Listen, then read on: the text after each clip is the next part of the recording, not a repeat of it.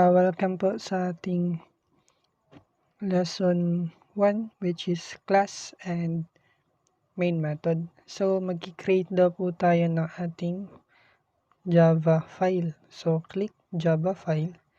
Tapos maglalagay daw po tayo ng pangalan. So lalagay natin Mage. Kahit ano daw po yung ilagay niyong pangalan. So for this lesson daw po, ang pipiliin kong class name ay Mage. So Mage. So dito sa package name, kahit ano lang daw po isulat nyo. Ignore nyo lang po to. So ML. Pero tapos dito po sa ating main function, pwede na po tayo mag-create ng main function. Pero i-ignore lang po natin for this lesson. Sa purpose lang ng lesson po na to. Tapos click OK. Tapos meron na po tayong public class Mage. So ano daw po yung class? Halimbawa, ang class daw po ay parang isang container na kung saan doon daw sa container na yon, doon ka nag-i-store or doon mo nilalagay ang mga code or data mo. So kung ilalagay or ihalin tulad po natin siya sa totoong buhay, sasabihin natin na sa paaralan meron tayong section 1, section 2, section 3. So sa Java naman daw po meron tayong mga class name na pwede daw nyo pong pangalanan ng iba't ibang pangalan na kahit anong gusto nyo. So kahit fighter, pero parang mga ganon. So balik lang po natin sa Mage dahil naka-declare siya na Mage. So ganon po. Ang class daw po ay isang storage ng data or parang ginugroup niya ang isang data. Halimbawa, meron akong sa code ko sa class name po na ang pangalan ay Mage. Sa loob daw po nun meron akong Cyclops. Nandoon daw din po si Gord. Nandoon din daw po si Valer. So sa Java daw, ang class ay storage ng mga data. So nag-i-store siya ng data or ang tamang term ay ginugroup po nila or ginugroup niya as one. So para ma-identify siya na class Mage, ang pangalan daw po ay class Mage. So ano po itong ating dalawang curly bracket? So ang curly bracket po, nag-i-indicate daw po yan na ang scope ng ating class name or scope ng ating class. Sa open daw po, dito daw nagsisimula ang ating class. Dito daw po nag-i-end ang ating class sa loob, at sa loob lang daw po tayo ng close and open curly braces. So clear na po natin. So sa isang program daw po, pwede daw po akong mag-create ng maraming class. So sasabihin ko public class fighter,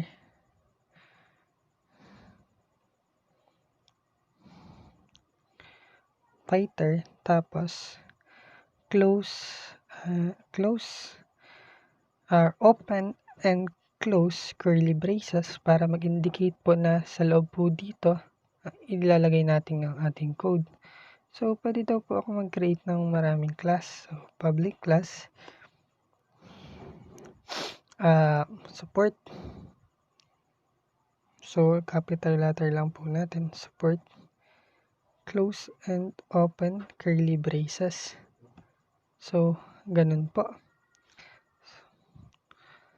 Pwede daw po ako mag-create ng maraming class. So kailangan daw po sa pag-compile or sa pag-read or sa pag-run ng ating program, kailangan daw po meron tayong main function or main method. So ano daw po yung main method? Ang main method daw po, dito daw po nagsisimula mag-read or ito daw po ang execution or starting point sa pagbasa ng ating or pag-run ng ating program. So ano po yung starting point ng pagbasa ng ating program? So public static void main string and args. Palakin lang po natin. Open and close curly braces. So, lagay po natin siya sa loob. Ganyan po. So, eto daw po ang ating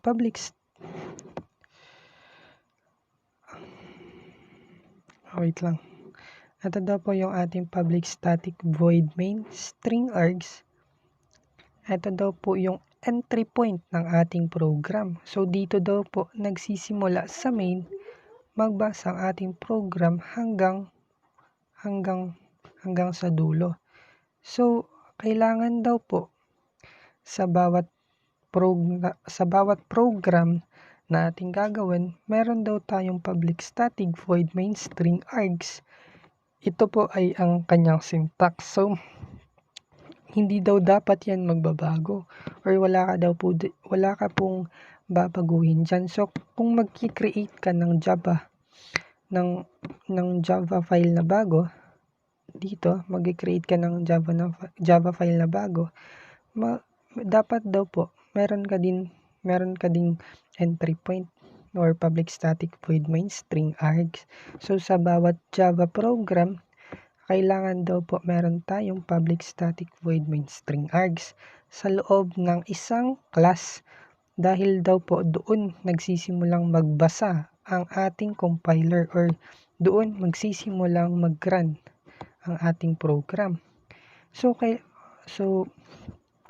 hindi daw po kailangan na meron tayong main method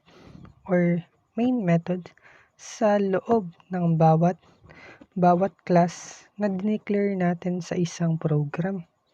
So, hindi daw po kailangan meron ako ditong public static void main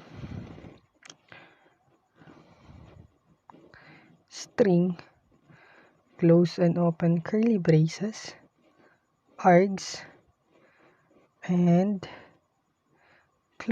open and close curly braces. So, hindi daw po kailangan na in every class sa aking program, hindi daw po kailangan na meron akong meron akong maraming main method sa aking program. So, kailangan lang daw po niya ay isang main method dito po sa loob ng isang class. So, pag nasulat na daw po natin ang ating main method sa loob ng isang class, hindi na daw po natin kailangan ulitin na isulat ang ating main method sa loob ng ibang class. So, dapat isa lang daw po sa isang program. So, delete po natin to.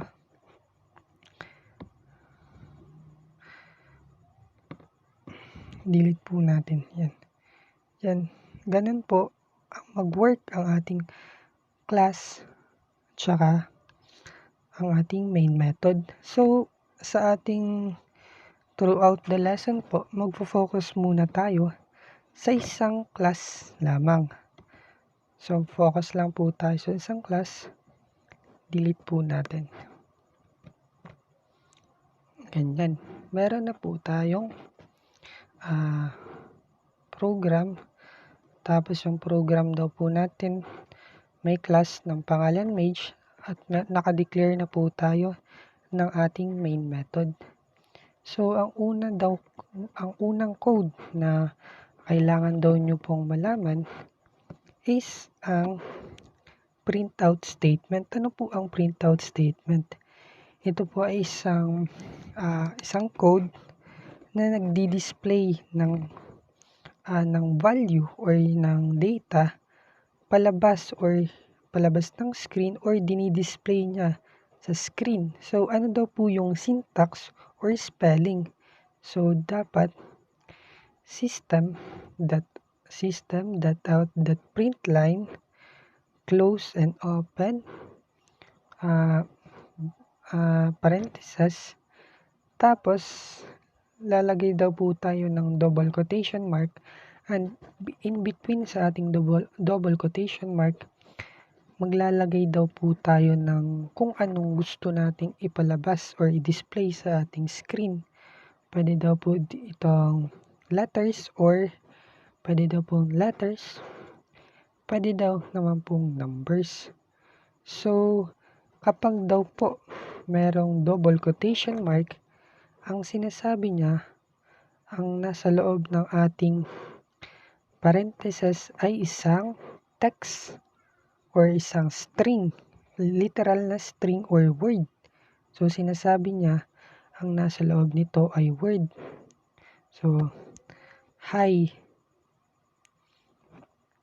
So, pagtapos daw po ng ating syntax or ang ating sa pagsulat daw po ng ating or sa pagtatapos nating pagsulat ng ating print line statement, kailangan daw po meron tayong semicolon dahil parang kung sa English daw po ang ating semicolon ay mahahalin tulad na isang period na nagdi-determine sa isang paragraph. Kapag daw may isang period, isa daw po yung sentence or isang buong sentence. So, sa ating program, sinasabi na ang ating semicolon ay nagdi-determine daw po na end of the program na or end of the syntax of our print line statement. So, ganun daw po. Print line statement, tapos run po natin, which is hi. So, kung mapapansin po, meron po tayong ditong double slash, mga double slashes, tapos statement. Ang tawag po dyan ay comment. So, ano po yung comment? Ang comment po ay parang notes sa totoong buhay. So, kung ano daw po yung gusto mong ipaalala sa iyo or sa nagpo-program, ilalagay mo daw sa isang comment. So, paano daw po ang tamang pagsulat ng comment? So, double slash, tapos yung gusto mong statement na ipalabas. So, bawal ka lang daw po magsulat ng letter lang ng ganyan. So, kailangan daw po para ma-determine na isa po itong comment, kailangan meron tayong double slashes. So, ganyan. So, comment. So, hindi po siya nakaka-apekto sa ating code or hindi po siya magdi-display sa ating screen dahil isa lang po siyang comment. So, ibig sabihin, reminder or note lamang po siya. So, system.out.println hi, run po natin, o hi lang po. So, paano nagwo-work ang ating system.out.println or paano daw papaintindihin sa inyo? Sabi daw dito, system or ang ating code or ang ating cellphone, sinasabi niya, i-print daw po nito palabas, system.out, sinasabi niya, mag-print daw po tayo ng palabas ng hi, ng ganyan. So, mag-create pa tayo ng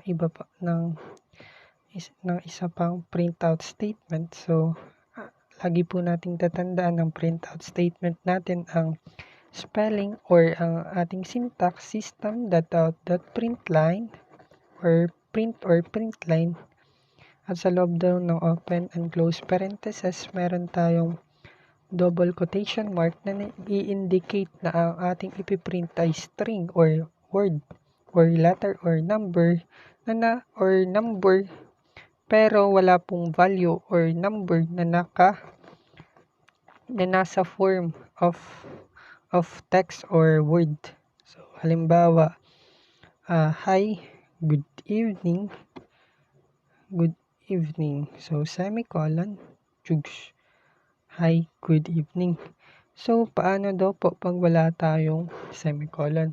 So mag-error po ang ating code dahil kung sa English pa, magiging wrong grammar na daw po dahil wala tayong period.